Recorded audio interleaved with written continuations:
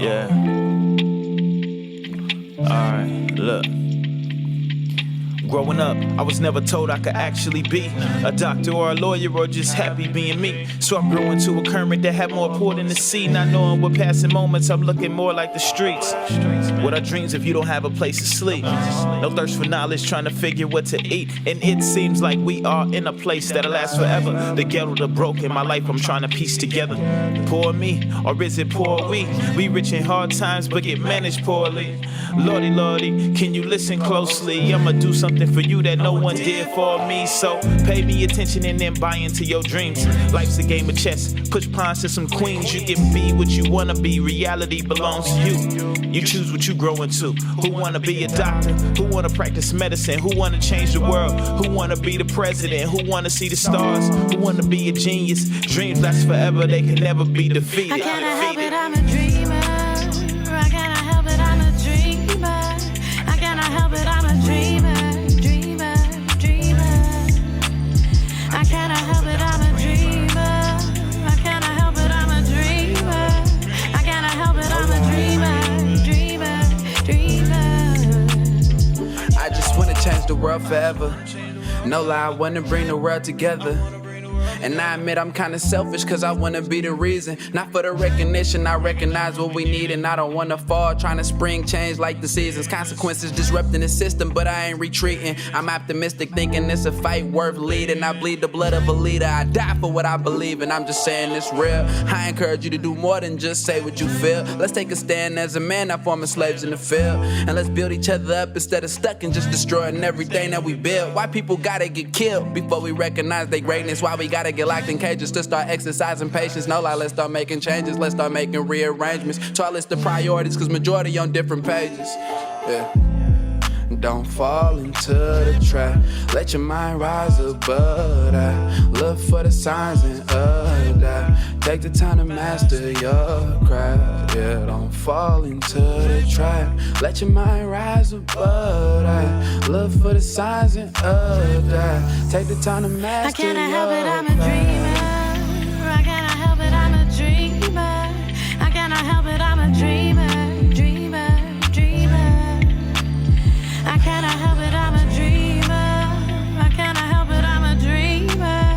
I can't help it, I'm a dreamer.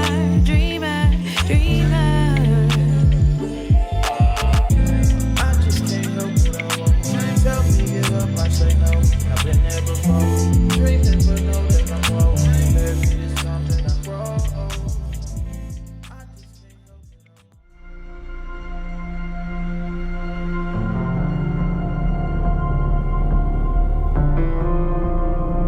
I don't think anybody comes to this work accidentally. We are all broken, and we want to be part of not only fixing ourselves, but fixing each other. When a young person comes into the Moran Center, it's very clear that they feel supported. These young people are going to grow up and show the world what they have.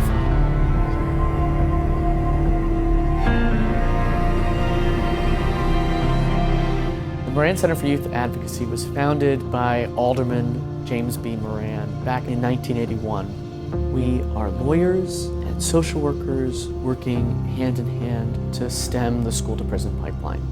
What I really like about the Moran Center is the holistic approach. The organization has married social work and legal representation. It's a place where people really live the mission. If you're working at the Moran Center, you call it more of a calling than, oh, this is a job. One of my close friends, he was a young man of color. He had some brush-ins with the law. He ended up taking his life. I didn't want anyone to ever feel that alone. I decided I wanted to be a social worker with populations that often weren't given a second chance when I was in 8th grade, and it's not changed since then. We never give up on anybody.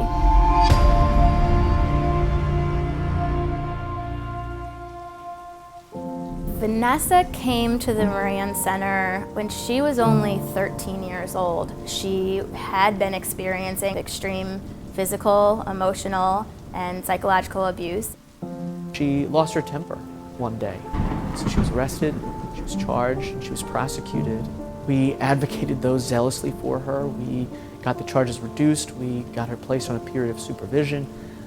I've now known her for 9.5 years. She just needed some support and needed someone to talk to.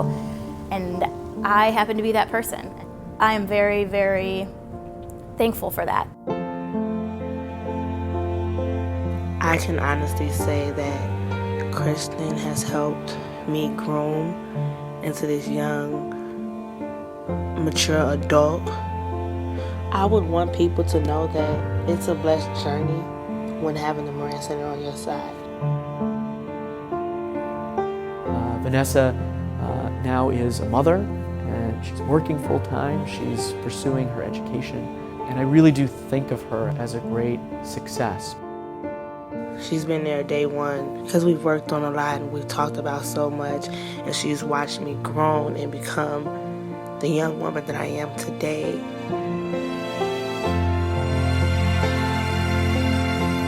Seeing Vanessa having matured from a child to becoming a mom, it means we've got to recognize that every child has something to give. Kids like Vanessa are charged and prosecuted and seen as other. We recognize that we work in an unbelievably broken system, and we fight hard against that system. And it is the best feeling in the world to stand up on behalf of one of our children.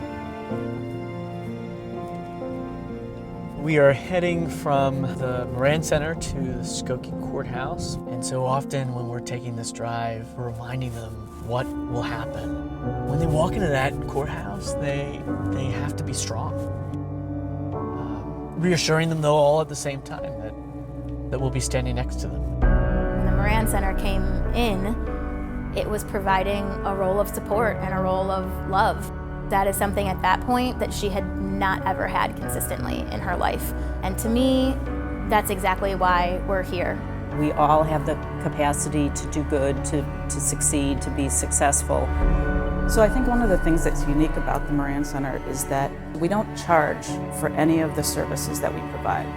In Vanessa's case alone, just the social work piece of it would have been over $64,000. Justice demands access, and justice demands a community that is willing to open their arms to them. Justice demands fairness.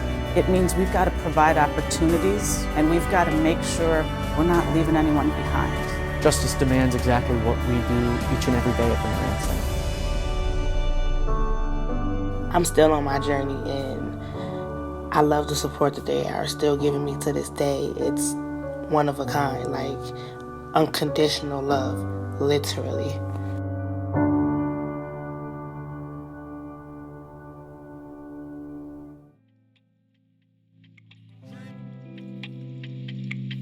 Yeah. Alright, look. Growing up, I was never told I could actually be a doctor or a lawyer or just happy being me. So I grew into a current that had more port in the sea. Not knowing what passing moments, I'm looking more like the streets. What are dreams if you don't have a place to sleep? No thirst for knowledge, trying to figure what to eat. And it seems like we are in a place that'll last forever. The ghetto, the broken, my life I'm trying to piece together. Poor me, or is it poor we? We rich in hard times but get managed poorly. Lordy, Lordy, can you listen closely? I'ma do something for you that no one did for me. So pay me attention and then buy into your dreams. Life's a game of chess. Push pawns to some queens. You can be what you wanna be. Reality. Good evening. I'm Patrick Keenan-Devlin, the Executive Director of the James B. Moran Center for Youth Advocacy. Thank you for attending tonight's virtual gala. We had a great lineup of board members and community members set to speak with you tonight, but due to the COVID-19 pandemic, you're just stuck with me, and I hope that's okay. We thank our major sponsors, Haggerty Consulting, Schiff Hardin, Tucker G. and Greco Charitable Fund, Northwestern University, Evanston Community Bank and Trust, a Wintrust Community Bank, and Kirkland & Ellis. At the Moran Center, we integrate social work with legal representation, providing justice in the courtroom, access to the classroom, and support in the community. This year's theme is Justice Responds, Justice Renews, and Justice Rebuilds. And that is what we do for the more than 1,400 individuals and families that we serve yearly. We respond to the needs of our clients, we help renew hope, and in doing so, we help youth and their families rebuild their lives. We have a fast-paced but informative and inspirational program planned for you tonight. We hope it will inspire you to partner with us in the important work we do. We're excited about this year's honorees, the co-creators of the award-winning podcast Ear Hustle. You will hear from them shortly. Right now, please turn your attention to the short video, which will provide you with more insight about the Moran Center's mission and work. COVID-19 has swept the world, and it has swept our community as well. Our kids and the families that we represent have felt the pain, the heartache, the stress of the pandemic deeply. And the Moran Center has been there, on the front lines, responding to their needs, representing them in court and on the streets, ensuring that they are safe and protected, housed and cared for. Being in custody is extremely stressful under any circumstance. With the COVID-19 crisis, they feel like they are stuck. They have no control over what is going to happen to them. There are two particular young men that we represent. They were both in custody and were homeless. The county jail was the, quote, hot spot in all of the U.S. Kristen was able to find a safe place for both of these individuals if I could get the judge to approve their release. Going into the courthouse, there's a computer sitting on a table and I can see the judge. Currently, we have been able to arrange for continued safe housing for both individuals. I think it's important that we're there for them.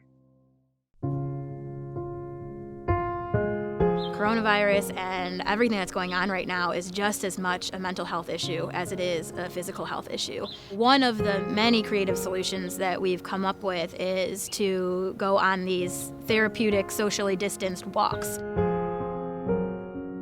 I met Kristen through the Moran Center when I had got myself in some trouble at the age of 15. I was usually supposed to have, 2 or 3 sessions a week, but since Corona been going on, we've been going on walks.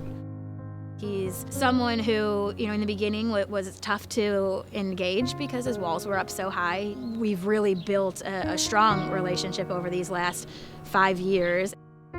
During this time, there's a lot of stress and there's a lot of unknown, and so we'll go on 30 to 45-minute walks just so that we can get out of the environment that he's in.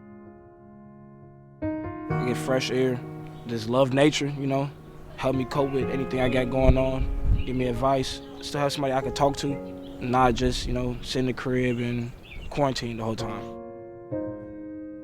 We are on the front lines of this pandemic every day. I get crisis calls every day. This is something that none of us have been through. We've had to learn new things and new ways to be able to be there for people when they really need it the most. During this COVID crisis, we've quickly powered into remote pro bono services. We provide free legal advice to families in housing, family law, and issues that affect financial stability. We are constantly striving to connect this bridge to families to access to justice. Justice rebuilding means that we're looking at how can we make this bridge stronger and better, because when things break, that's when we can really take a look at where is there a fault, where is there something missing for those who are most in need.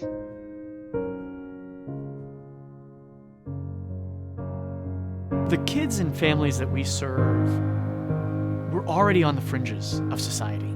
With the outbreak of the pandemic, they have felt joblessness, food insecurity.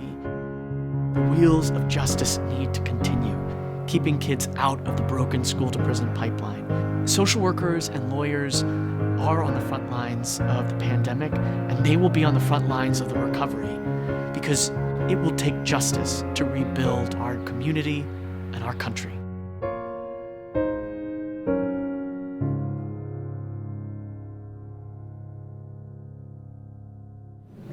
We hope our current friends and supporters have renewed passion for our work after viewing the video. And those of you who are new to the Moran Center, we hope that you're inspired to partner with us. Our goal is to ensure justice and restore hope through legal representation, advocacy, trauma-informed social work services, and restorative community work.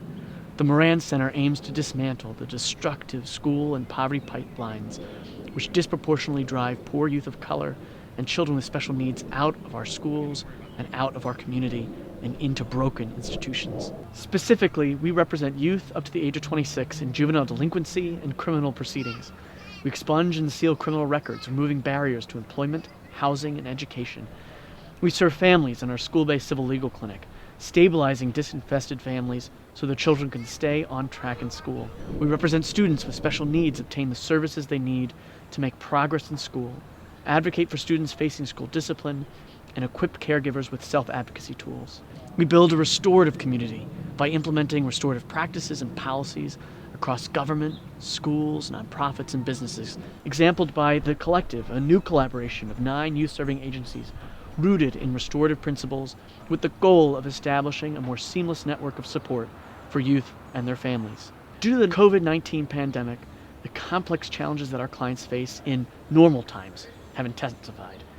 We are partnering with our local school district to advocate for families facing evictions or struggling to secure unemployment benefits. As confirmed cases of COVID-19 skyrocketed at the Cook County Jail, Moran Center attorneys filed emergency motions seeking judicial review of our young clients' detention. Again, under normal circumstances, supporting young people transitioning from detention is complex. But with families unwilling to take in youth due to their exposure to COVID-19 and shelters at capacity, securing safe, stable housing for clients has been a daunting, time-intensive endeavor. Our attorneys are working closely with our clients with special needs to ensure that they have adequate access to technology for distance e-learning. Our social workers' caseloads have also intensified due to the added complexity of our clients' issues in the wake of the epidemic. The demand for our services far exceeds our capacity to help those who need us. Your gift today will help us continue serving our current kids and their families, as well as help us serve others who need us. Yes, now more than ever, we need your support. Please give at the highest level you can, and know your gift will transform lives. Shortly, Jenn White from WBEZ Radio will moderate a conversation with our dynamic honorees, Nigel Poor and Earlonne Woods. Time won't allow them to speak as long as you will want to hear from them, but for those of you who can make a gift of $500 or more before midnight tonight, you'll be invited to a special backstage Zoom call where you can meet with our speakers, ask questions, and have further dialogue with them at a future date. Here then are some of the ways your gift can make a difference in the lives of kids and families.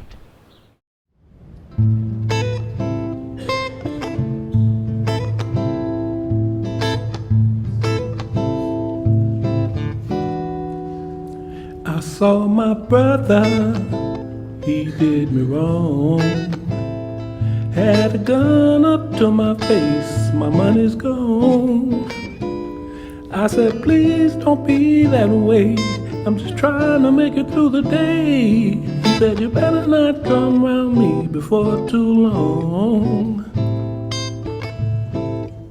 Love is crying, love is dying, love is crying love.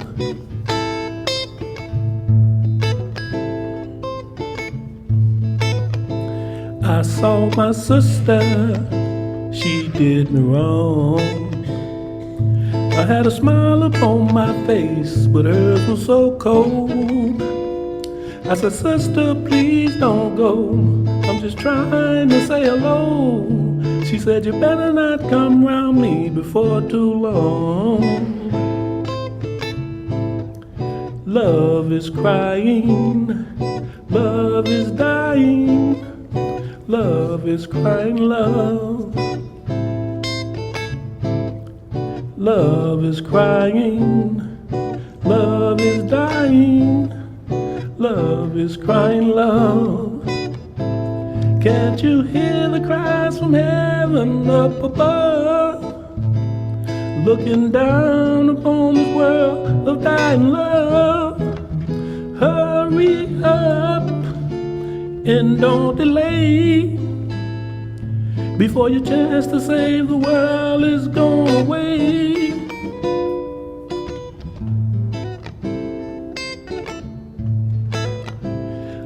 asked my father, Lord, what's wrong?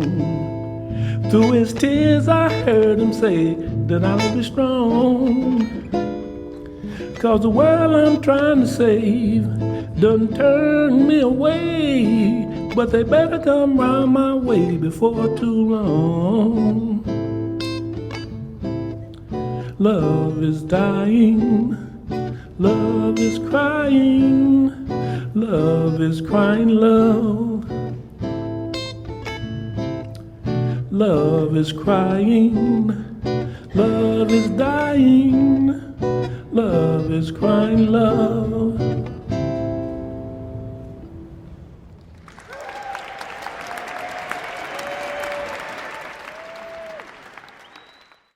It is now my pleasure to recognize and honor our guests this evening who are receiving the Honorable James B. Moran Center Justice from the Lighthouse Legacy Award 2020, which is given each year to individuals who exemplify our mission.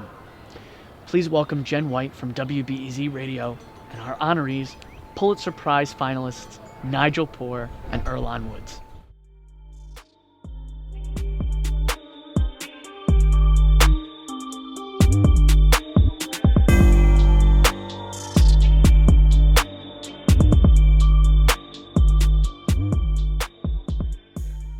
Hi, everybody. So glad you could join us for this great conversation with two of my favorite people in the podcast world, the folks behind the incredible Ear Hustle podcast, Earlonne Woods and Nigel Poor. Earlonne, Nigel, hi. Oh, good to see you again. So it's been a while since we've seen each other. The last time we talked, it was face-to-face, which was great in Chicago. Nigel, how are things going right now? You know, I'm thankful because we're still working on the podcast. We're getting things done. But it's a struggle. You know, I think we're going on 60 days of sheltering in place. But it's really heartwarming to be able to connect like this. So I can't complain. Earlonne, what about you? Well, I'll say this. I get a lot of calls from guys inside, and I'm so glad I'm not inside, inside a prison during this pandemic. I'm sure it's weighing heavy on people's minds. So outside of that, I'm just enjoying making up excuses to go get on the highway and just drop off an image to Nigel. Yeah, we had some nice, very distant visits, and then that's great too. But not enough. Not enough. Being in your car is social distancing as well. You can just go for a drive. That's true. I've done some of that. Well, I want to get into the podcast. And Nigel, when you first started collecting these stories, when did you know, first of all, that it was important to collect these stories and make sure other people heard them? To be honest, I knew from the beginning. I knew even when it was an idea that this was an important thing to do, because I felt it so strongly, and I just knew that if we could tell stories about everyday life inside, that people were going to care and people were going to listen, because it's compelling and it's about being alive. It's about being human. I always say this, it's not about the numbers, it's about the everyday. And when people hear that, it opens them up somehow. So I had faith. I really had faith in it. And I had a great partner. Yeah. I mean, Earlonne, for you, when you first started producing the podcast, you were producing on the inside. What did people say about having their stories collected and having someone listen to their experiences? I think luckily individuals at the prison we were at were like well into their sentence. So individuals was just open and honest and just ready to, unpack, and when you sit me down and Nigel down, especially Nigel can ask some great questions and make people really, really think about some stuff, but I think individuals would be very open to it. But Earlonne, I would imagine that, some of the stuff you all talk about is pretty sensitive. It's revealing. People have to be vulnerable. Talk about the relationship side of this and how you build trust so that people feel comfortable telling their stories. I think individuals be around, I'll say me, for example, you know, I've been in prison for like probably 18 years when we started this. And I knew a lot of the individuals on the yard, and they knew who I was. They knew, you know, my mannerism was around the prison, my reputation. So I don't think it was a hard leap to get individuals to come and talk. Most people might be like, nah, I'm good. But then as time went on and they started hearing things from their family, they was like, hey, I don't think it was that hard at all. You? Nigel, what about for you? Well, I wanted to add something to what Earlonne said. One of the things that Earlonne is really good at is that, I mean, I know he talks a lot on the podcast, but he's not, you know, he's not a man of a ton of words. So when he asked something or when he talked to somebody, it had weight, right? I mean, he's just not like chitter chattering all the time. So I think that really helped. Like, he was serious when he went to people, and they trusted him because of his mannerisms, because of his manner, because of people knowing him. So I think that really helped a lot. I also think that both of us have always gone to people when we're trying to get them into stories and when we're actually interviewing them with openness and vulnerability and a sense of trust. And I think that I really do believe people sense that. And I can see in an interview, and Jenn, I'm sure this happens to you too, when all of a sudden somebody relaxes into the interview. Yeah. And that's when you know that that trust has happened, and then you can go into the hard stuff. And it's a really poignant moment for anyone who experiences it. Nigel, what is it like for you to be a person who's trusted with these stories? It's an incredible honor. I mean, it makes life worth living. It makes getting up every morning exciting. Because I feel so strongly about the work that we do, the collaborative work that we do. So it's a gift. It is a constant gift for me. Makes me a little teary, but it really is. Yeah. So I want to talk about, you know, in the very beginning, as you were creating this podcast, figuring out how to make the pieces work, what were some of the big logistical challenges that came along with launching this podcast? And I want to hear about it from both of your perspectives, because you were having different experiences. Earlonne, for you, what were those big challenges going in? So in the beginning, like I know you just covered, for as you know, in the beginning, individuals to talk. I think in the beginning, people didn't know what we were doing, so people were like, what are y'all doing? You know, but I think the major challenge was not to, I want to say this, like betray, for me, it was like not to betray the confidence that people put in us, or not to represent people in the wrong way, you know, because this is the community that we're dealing with.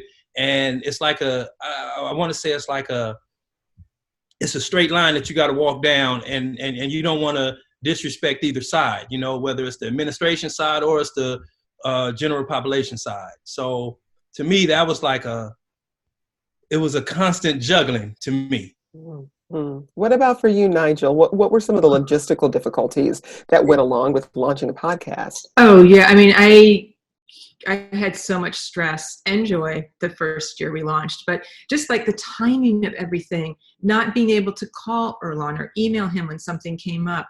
You know, knowing that when I left for the day, everything was in order. I knew Earlonne was going to take care of stuff. But then there were things totally outside of control, like if there was a lockdown, or Lieutenant Robinson, who's great, couldn't get to listening to something. I stressed all the time about deadlines and wanting to do the best by everyone inside. But also when Radiotopia and PRX picked us up and started distributing us, you know, I felt a huge responsibility to them to not let them down. I mean, they took a chance on us, and I really wanted us to be able to live up professionally to all the obligations that we had agreed to. And I wanted, when the podcast was being done inside, for us to be treated like professional colleagues and not like, okay, they're doing fine for coming out of a prison. You know, I never wanted that to become part of the conversation. So I was always hyper aware of getting everything done. Earlonne, I can see you reacting to what Nigel's saying there. I mean, it feels to me, at least, that you had this real feeling of ownership for the podcast from the very beginning. Am I reading that right? Well, so I didn't have to deal with all the stresses that she just said, you know, because, you know, she had to deal with bringing stuff in, taking stuff out, and, you know, dealing with Lieutenant Robinson on that. And and whether or not he'll approve it and deny it. So she went through way more. You know, me, when I see Lieutenant Robinson, it's like, what's up, bruh? You handled that yet? You know, it wasn't, you know. So, but I know that Nigel has been can I say worker bee? Yeah. He has definitely been a worker bee. Like even prior to Ear Hustle, when we were doing the regular, like the KLW stories, you know, Nigel used to always just be the worker bee. That was her thing. So it was listening to her say that was fun. Well, I want to take a step back now because there's a lot that happened that led to the launch of Ear Hustle. And Nigel, just give us like a really quick history lesson on how Ear Hustle came to be. Yes. So very quick. So I had been volunteering inside the prison, teaching through the Prison University Project. And through that, I met a lot of different men. And I really wanted to try to figure out some collaborative project. And that's when I found about the Media Lab at San Quentin, where they were doing films and the newspaper comes out of. And Earlonne was working down there. So when I started going down there, I met Earlonne. He was kind of behind the scenes doing more tech stuff. And we worked together for about 3 years on this radio project that he mentioned. And it was just getting a little tiresome to me. And I wanted to do something that I thought was more creative. And Earlonne and I had gotten to know each other, and I wanted to work with him. Like, he was the guy I wanted to work with. And so I said to him, do you want to try this podcast? And we started talking about it, and it just kind of blossomed from there. And our goal was to do a podcast to just be aired inside the prison. And then I heard about the PodQuest contest from Radiotopia. We got permission to enter, and then Earlonne is better at this part than you got the numbers down and that stuff. And out of 1,436 other contestants and 15. Huh? 15. What'd I say, 14? 14. You're usually better at numbers. Oh my God. All right. After, now, you know, 1437, the Senate Bill 1437, that's in my head right now. All right. After 1,536 other contestants in 53 different countries, we made it to the top 10. And then we had to have interviews, and we made it to the top 4. And then we had to produce what they call a podcast, which was, it was a lot of work. We had to produce 3 pilot shows. And after that, we ended up winning. And when we won, it was like Nigel was hyped. We were hyped too, because at the end of the day, we don't know what it means. We just won something. But Nigel kind of knew what it meant, you know. So, oh yeah. We were just getting used. We hadn't even really heard that many podcasts at the time, you know. Yeah. So, I mean, I think and it became I can humbly say it became a success very quickly. But I think one of the things that comes across is that how much Earlonne and I really enjoy doing this work together. And even though it's hard, and even though we cover a lot of difficult topics, there's an underlying enthusiasm and just joy for getting the work done. And I think that fuels us both through any of the things that are difficult or depressing or upsetting, or the hills, like we think, oh, we're never going to achieve this. That's what pushes it forward, I think, is just the joy of working on something that we both feel is very important. Now, Earlonne, when the podcast started, you were incarcerated at San Quentin. You're not anymore. You're a full-time podcaster, still producing Ear Hustle with Nigel. How did your relationship to the podcast change after your release? So, well, what changed really was like prior, like when I think that I want to say the last year, I think we started like really trying to find someone, and I'm gonna say it, Nigel, that would replace me inside of prison, you know.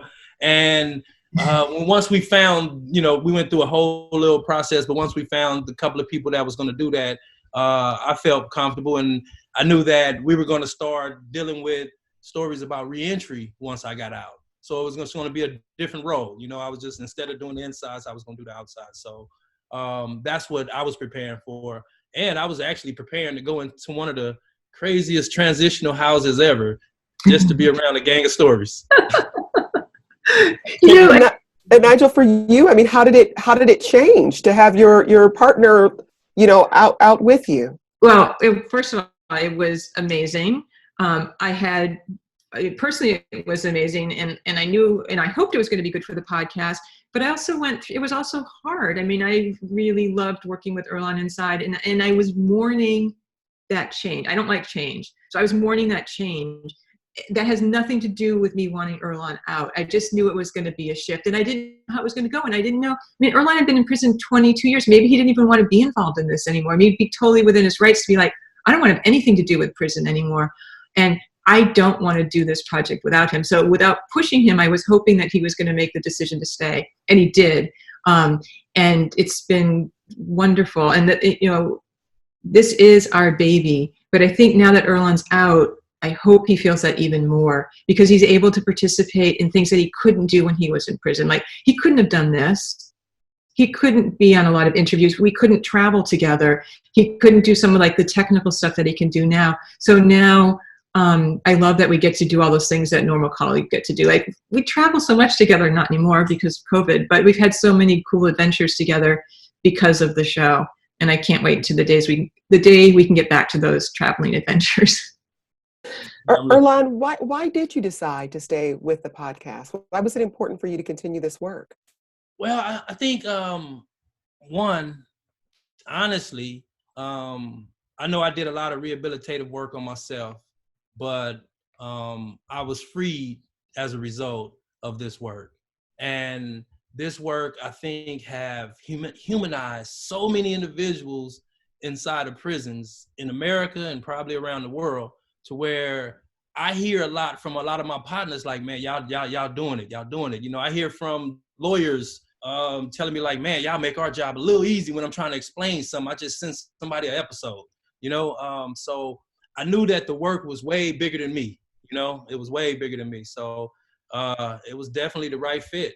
Plus, when you get out of prison, you want a job. You know, so it was definitely one of the things that was real consistent. And, you know, producing a podcast, I had, you know, built up the skill set, you know, to do it. So of course, might as well continue. Yeah. And I think it's funny. I mean, Earlonne, between the two of us, is the person who gets all the technical stuff. So like, he has a better phone than I have. He knows how to use a computer better than I know how. He knows how to use Pro Tools. So it's amazing to me, like, in such a fast time, he's just like learned all of that stuff.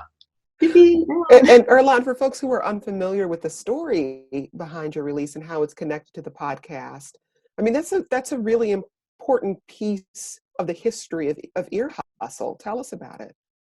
So I want to say 2017, I submitted a commutation to the governor, you know, basically telling them, look, hey, this is all the stuff I've been doing. This is my rehabilitation. You know, here's my parole plans. Here's this, that, and the other. And I submitted it, like, not knowing what had happened. And I ended up getting an interview with you know, some people. And in that interview, you got to go through a process that took about a year. And at the end of the day, you know, Governor Brown actually commuted my sentence. And when I got that call from the governor's office, I'm sitting there talking to him. I'm like, yeah, you know, they like, yeah, we about to release you, but first, I don't know if it was but first, but they was like, we love the podcast. They was like giddy. I was like, all right. So definitely it has had an effect on a lot of people in a lot of high places. So Nigel, with you all looking at stories more focused on reentry, and now Earlonne is producing on the outside with you, talk about this new chapter you're in for Ear Hustle. Yeah, so working on the reentry stories is so different. One, I mean, it kind of in a funny way, it's harder to get people involved in it than it was on the inside. Scheduling people, obviously they've got a lot going on in their lives, and I think it's also, and Earlonne, you should jump in here, but I'm guessing when people get out of prison, it isn't actually a place they want to be brought back to, right? So when we're asking them to think about that and then think about their reentry, I imagine it can be emotionally difficult, but it's been exciting. And the other thing that I'm really loving is that we're getting women's voices into the stories now. Go ahead. I was just going to say, like, I think that formerly incarcerated individuals that served over 10 years, 15 years, when you get out, the incarcerated experience is part of your life, you know, and you've left so many behind. you know, and so I would say most formerly incarcerated people go back into prisons to talk to the individuals. You know what I'm saying? Because we know, like I know, like when I walk into prison, individuals are inspired by my story, you know, and now I'm here, you know, so they really appreciate that, and it gives them something to look forward to. If Earlonne can do it, I know I can do it. So it's not that, you know, we rebel on going back into prisons like, oh man, I'm done with that. It's just in a different context. You know what I'm saying? It's in the context of, you know, I can reach out to you, or I might say something to you that resonate with you. So definitely a lot of individuals do not mind going back into the prisons, the juvenile halls, whatever. Well, I think one thing that's really important about the work you're doing in this, you know, chapter of Ear Hustle's history, you know, is this conversation about reentry, because there's so much that's needed around reentry and helping people rebuild. You know, Earlonne, when you think about your own experience and the experience of other people, you know, who have been incarcerated, talk about what's needed to rebuild a life on the outside. Well, definitely a person definitely needs structure in their own lives, you know, discipline.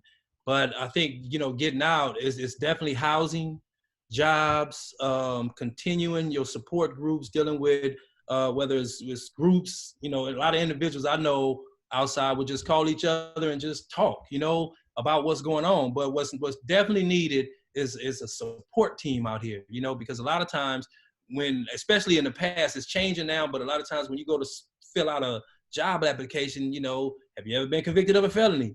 And if that's not on there no more, it's the background check. So when the background check come back, oh, well, we have to fire you. You know, you didn't mention this, or it wasn't on there. But I think it's more of really having somewhere to go and having somewhere to work, I think. Yeah. And sorry. One of the things I think I've thought about with Ear Hustle stories is I don't want us to make prison look like it's not as hard as it is, right? Because our stories don't always concentrate on that. And it's also the same with the reentry stories. Like Earlonne's, like he's in this wonderful place. That's pretty unusual for people getting out. And so I also hope that our reentry stories can be realistic about how difficult it is for people. We've been fortunate enough too, our Antoine Williams, who was one of the co-founders of Ear Hustle and was the sound designer inside, got out how long ago, Earlonne? He got out maybe about 6 months ago. 6 months ago, and we were also able to bring him on part-time to work on Ear Hustle. And so that's also great too. But so many people get out without any job offers waiting for them, or, you know, nothing. Right. I wonder too, I mean, you're trying to bring more women's voices into Ear Hustle. And Nigel, I'm wondering about what's emerging in some of those conversations, specifically around women who are incarcerated or who are reentering society. What I think about a lot is how everyone getting out of prison has a hard time, but it seems harder for women. I mean, it feels like there's not as many services. There's not as much interest from the public in general about what happens to women, not just incarcerated, but women in general. And I think their needs are different. And what I hope with our stories is that people will find the stories about women as compelling as the stories about men. I mean, unfortunately, I think we just have a very sexist society. And so I feel frustrated by it. Although, you know, the women we have interviewed are doing really well. And they, you know, so I guess I just want to make sure we talk about the hardships and also what happens. A father and a mother is obviously very important, but I'm also really curious about what happens with the relationships with mothers and their children when they've been separated. What is like coming back together like? How do you rebuild that? So those are the things I'm thinking about. Prior to this pandemic, we were just like getting approved to go into women facilities, and we went into one of the women facilities, and and right after that, this hit. So we wasn't able to really follow her. We did go in, and she is released now. But that's one of our things too, is just to get inside these women facilities and be able to talk. Yeah, which presents interesting challenges because in San Quentin we are based there, and so people know us. And I keep wondering what it's going to be like to go into other prisons. We're dropping in like other people. We're not spending months there. So will we be able to get the intimacy that is so much a part of an Ear Hustle story? in episodes we do when we're, in quotes, visiting a prison and not part of that prison. So those are things I worry about. We'll see how we do. We will see how we do. Definitely in season 6, we would definitely be up in them women prisons. Yes. So we're in the middle of a pandemic. Like I said, ordinarily we'd be having this conversation face to face. And one of the things we're seeing that isn't being talked about as much as it probably should is the fact that prisons are a very difficult place to be in the midst of a public health emergency. Yeah. And Earlonne, you said you're hearing from people inside about what this experience is like for them. Can you share a little more about what you're hearing and why it's important for us to understand some of the specific difficulties that exist within the prison system under this circumstance? I think on a few of our last shows, we would start them out talking to people or talking to their families about COVID-19. But when the individuals called me, especially early on, they were like, man, there's no such thing as social distancing in prison. You know what I'm saying? Like, we gonna get it. It's when it get here, it's gonna be bad.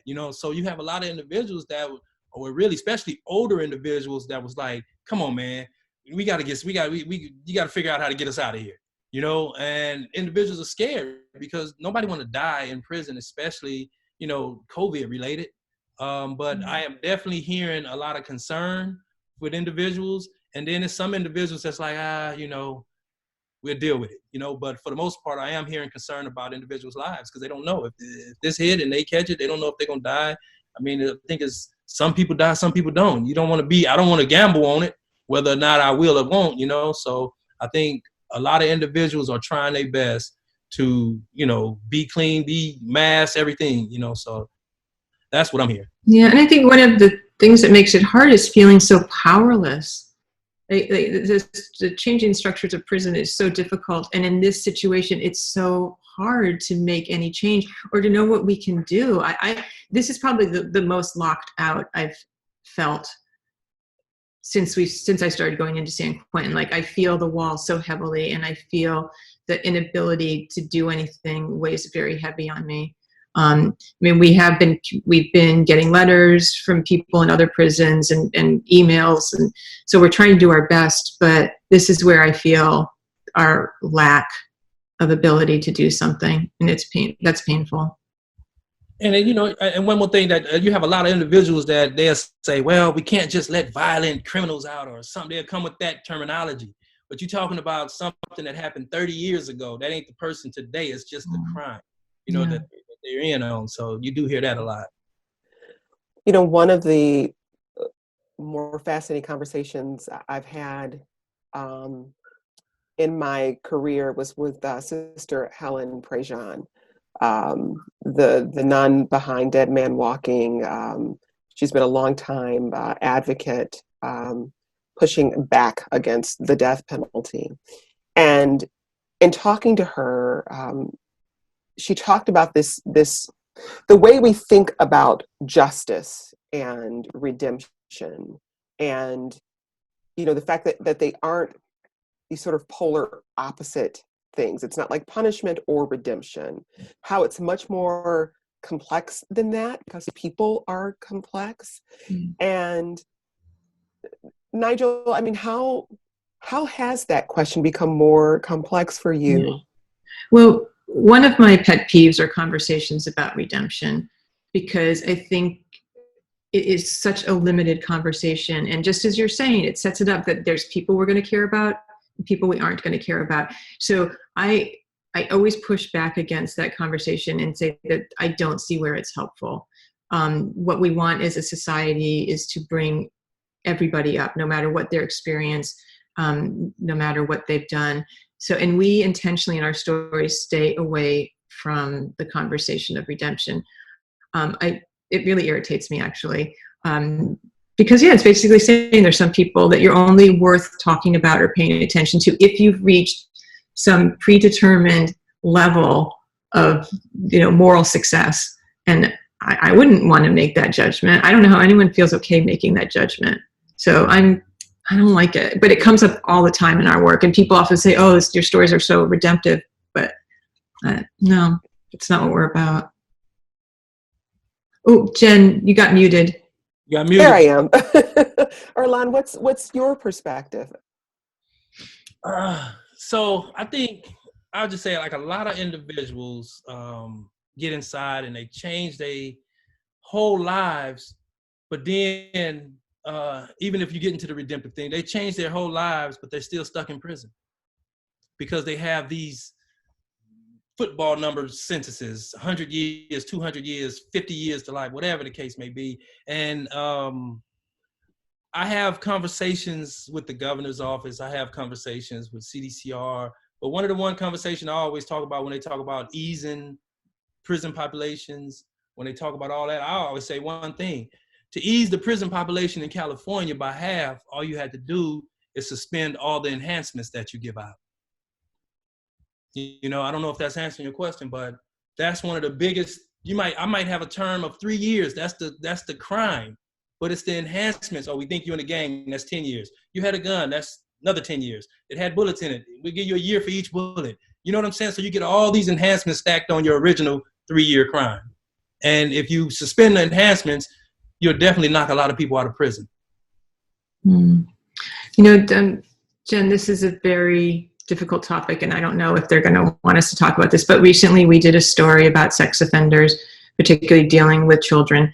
And it's a story I wanted to do for a very long time because it's such a hard topic, and it's not a topic that is going to lend itself easily to thoughts of redemption. And yet I think it's so important to talk to people who have been victims and perpetrators of that crime and try to understand it and try to have compassionate conversations around a topic that is so difficult to have compassion on.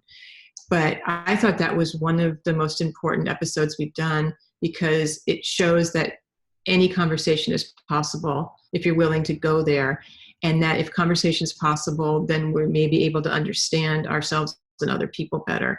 So I hope we can keep doing those stories that aren't easily classified as redemption and show people that all of the people in that particular story were complicated, interesting, frustrating individuals, that nobody is one-dimensional. So, I mean, that's a digression, but No, that was a very important episode, actually. I think that's one of the episodes outside of Tell Christy I Love Her that got like the most comments.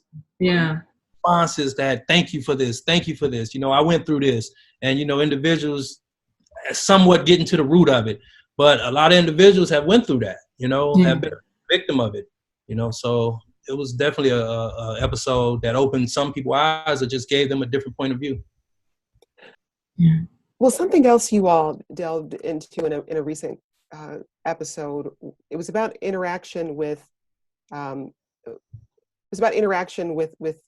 criminal justice system when you're young, right? And Earlonne, you said your first interaction with the juvenile justice system, you were, I think, 9 years old? Yes. And I always say this, from my recollection, I was 9. I mean, so talk about how that shaped you and the kind of impact that had on you. 9 years old. I mean, I think about the 9-year-olds in my life, and I cannot wrap my head around it. So for me, it was definitely new to be on that side or be in the back seat of a police car in handcuffs because, you know, growing up, I was in a football league where the local sheriffs, which were a couple of African-American detectives, were our coaches. We had Roger Mosley. He was one of our coaches, you know, so we had positive influences when it came to police officers. But then you also have a part of them that's just like, we finna take you to, we're not even finna tell you that, hey, this is wrong, don't do this again. No, we gonna handcuff you and take you to jail.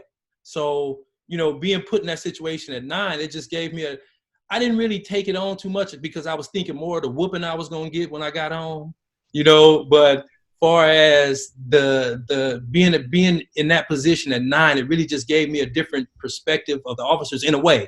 And then as I became 10, 11, and getting put on police cars because they come through the neighborhood, want to search us, and we was going through all that. So it really changes your perspective on what police are, who police are, or who is these people that's in our neighborhoods. We don't know them. They don't live here, but they come and terrorize it. So I had that perspective as a kid looking up at them.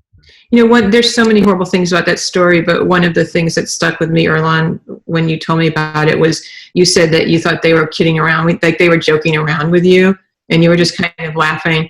And then it took a really, bad turn, and you realized what was happening. And I just think about like a kid not quite grasping that and just thinking this is fun and the police are just messing around with me. And then to realize how quickly that you can be dehumanized by others, adults, when you're a child. It just seems like it's such a scarring thing to have happen. I think with that situation, I think the craziest part was thinking that you're being a good Samaritan and getting to court and the officers writing in their report, I was charging people $1 to pass. Something I hadn't even thought of. I wasn't even on that page. I was just trying to help. So, and Earlonne, give us a little bit of the background for people who haven't heard that episode before. So, I was leaving the swimming pool at a local park, and across from the park is a railroad track, and the train had passed by, and it was again a line of cars. They were all trying to get around the railroad track crossings because they came down and never went back up.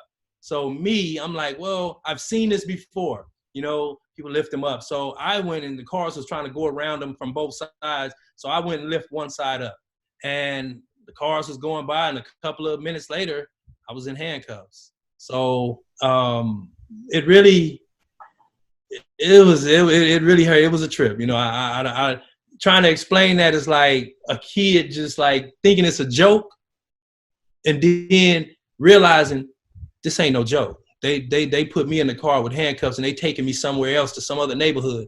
So it was like, as a kid, it hurt. I mean, what's clear to me from this conversation and when we've spoken before is the fact that when we think about incarceration in America, the policies that shape it, who it impacts disproportionately, this is a multi-layered issue. And Nigel, for you, as you think about the future of Ear Hustle, what are those key questions you feel you can try to answer through these conversations and these stories you pull from people who are either still incarcerated or people who are returning to community? Well, I think it's interesting that you ask if I can answer questions, or if we can answer questions. I don't know if we can answer questions. I feel like the thing we can do is put the stories out there, put the evidence out there, do our best to draw people in, and then those are the ingredients for people who are better than I am and smarter than I am to try to answer.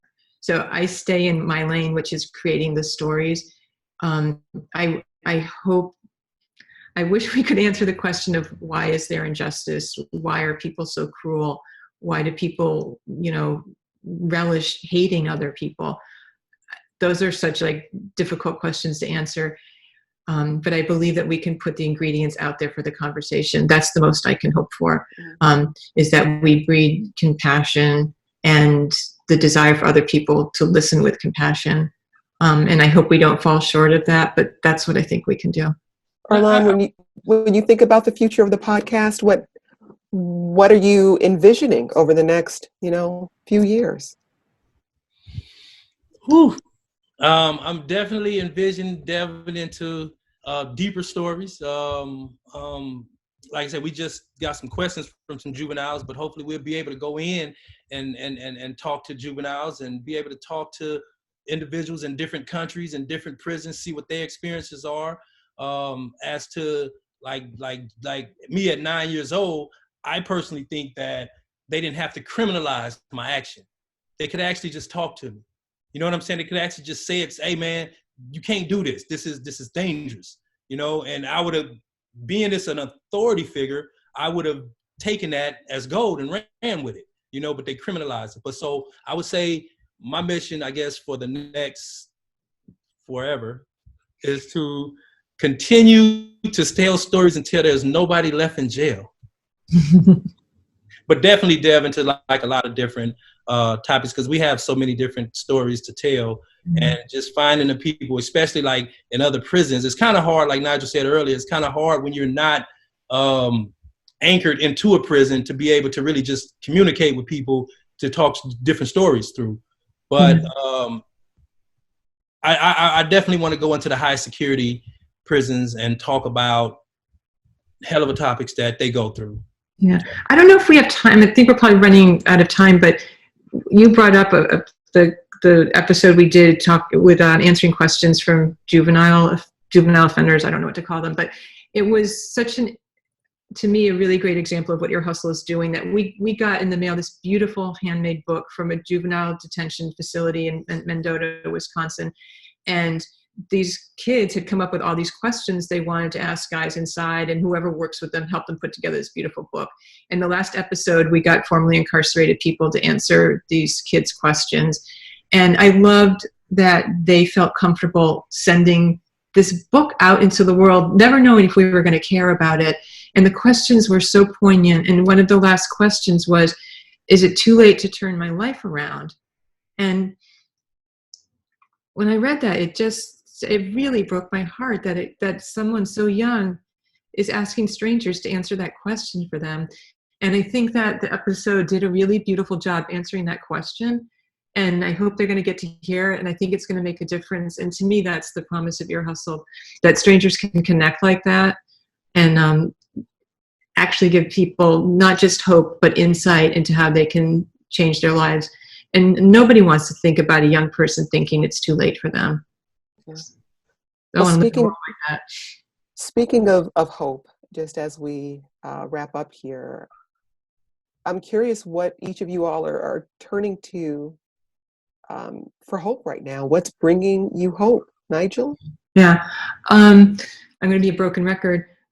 Working on Ear Hustle, continue the fact that we can keep that our team is so dedicated and are great creative problem solvers, that we can continue to put episodes of Ear Hustle out in this really difficult time.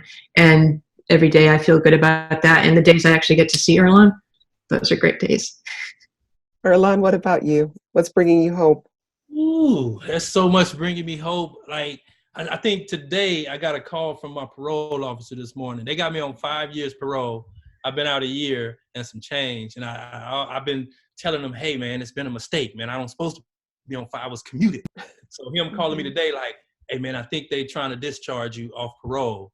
You know, that was like, finally. Wow. I've been on some form of paperwork, probation, parole, or prison since I was 14. Since I was 14, my name has been associated with this. I've been on something. So at 48, to get that call this morning, like, hey, bro, they probably finna let you off in a minute. That was like, I'm still like over here putting the file together, like, here, add this in there. Make sure this is in there. You know, here's some other stuff. Matter of fact, we was just finalists in the Pulitzer, so put that in there too. I think that was funny, because right before this, we were going back and forth thinking of all the things, the things that Ear Hustle has done. And so it was actually a very nice reminder. And that's probably why I feel sentimental and teary now.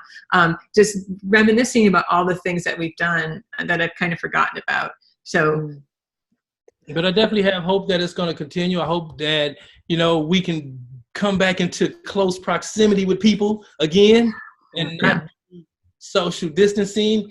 And I might continue to wear a mask even though it's all over. Because what I've been telling people, I said, if you think about it, for the last few years, people in China and them countries, they always wear masks when you see them. So they know something we don't know. So they say, yeah. I think I'm going to hold on to that little mask. Well, one thing I know is that Ear Hustle is a hell of a podcast. And it's just good to see both of your faces, even if it's virtually. It's good to hear your voices. And hopefully the next time we talk, it will be face to face. Yeah, I really appreciate getting to spend time with you again. It's a joy. All right, Nigel, Earlonne, talk soon. Thank you. And congratulations again, Jenn. Thank you. Congratulations to you all.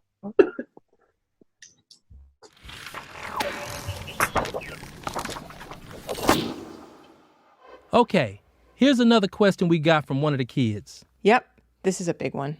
Is it too late to turn my life around? No, absolutely not, man. You have no, for fuck's sake, no. No, this could be something you look back on like, yo, I went to juvenile hall when I was a kid and I learned my lesson and now I'm not doing that anymore. Like you could almost like hear yourself saying that 10 years from now, 20 years from now, like telling your kids like, dude, check it out, man. Like you don't need to learn the hard way. Like I went to juvie as a kid. I fucked up and now I'm not. I took that as a lesson learned. And like, that's just how it is. I would say it's never too late. You know, everything that happens in our life is meant to happen to teach us something valuable. And while I know that sometimes these situations and circumstances we might find ourselves in and the consequences that we face might be harsh and they might hurt, on the other side of that pain and the emotion and confusion that goes along with that is a really valuable lesson.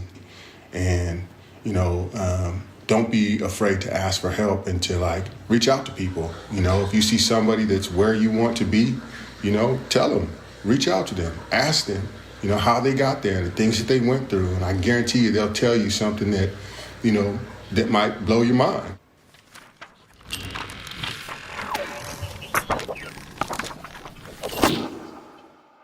Thank you, Earlonne and Nigel, and thank you, Jenn, for moderating for us. On behalf of our board of directors, our staff, and especially the 1,400 youth and families we serve each year, thank you for joining us tonight and giving us an opportunity to share how we make a difference here at the Moran Center. If you're not able to support us tonight, we hope you can visit our website and make a gift as soon as you're able to. For those who did make a gift tonight, thank you.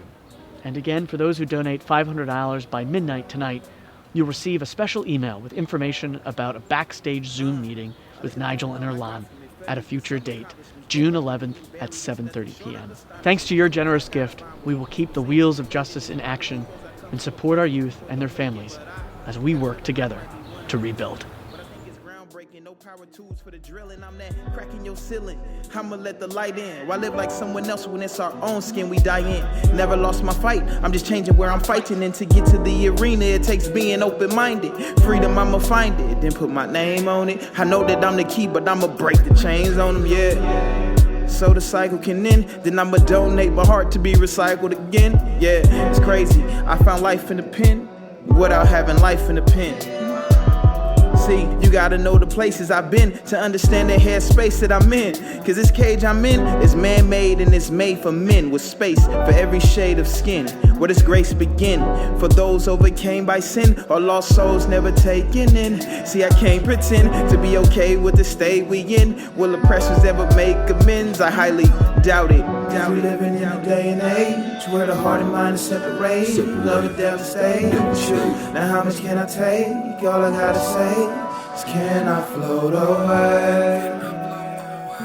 Can I float away? Can I float away? Can I float away? Mazza, Roddy, E, no lie, I lose my mind a little more every day that passes by. The depression from years of oppression I mask with smiles. I've been a slave confined to a cage since I was a child. I've escaped the years of rage and my brain running wild. I'm maturing and progressing, using my mind as a weapon, deflecting the devil's restless attempts to snatch me from heaven. I hope by my corrections of mistakes of adolescence, certain curses turn to lessons and the Lord give more blessings. I pray that I'm destined to succeed and my family tree will never again have to worry about a thing. When I'm finally free, I hope the load on my people's shoulders finally ease and make me sick to the point my stomach flip. How flip in a bundle is the only way that I could send a couple dollars to my sis, so my mama doesn't take a scholar to figure out it's a slim amount of options to solve these problems. Life is like a school of piranhas, it'll eat you alive. I got open eyes, so those fish get fried with fries on the side. I'm hungry, I'm just trying to get more plus more, cause in this world you either eat or get 4 plus 4. You do the math, I'm trying to pursue the path that'll renew the past.